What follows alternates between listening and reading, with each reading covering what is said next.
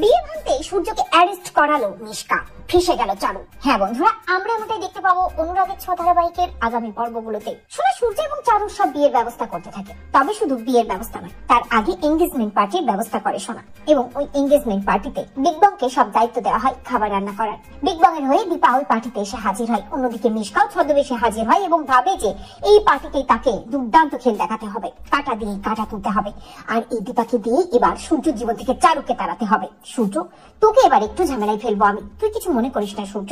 এরপরে দেখা যায় যে মিশকা পুলিশকে ফোন করে এবং ফোন করে বলে যে ডক্টর সূর্য সেনগুপ্ত, বিখ্যাত কার্ডিওলজিস্ট, সে তার প্রথম স্ত্রীকে ডিভোর্স না দিয়েই আরেকজনকে বিয়ে করতে যাচ্ছে। পুলিশের ইনফরমেশন পেয়ে আচমকা ওই পার্টিতে এসে হাজির হয় এবং ওই পার্টিতে এসে সূর্যকে বলে, ডক্টর সূর্য সেনগুপ্ত, আপনার বিরুদ্ধে অভিযোগ আছে আমাদের কাছে, আপনাকে আমাদের সাথে থানায় যেতে হবে। কিসের অভিযোগ বুঝতে পারে না সূর্য।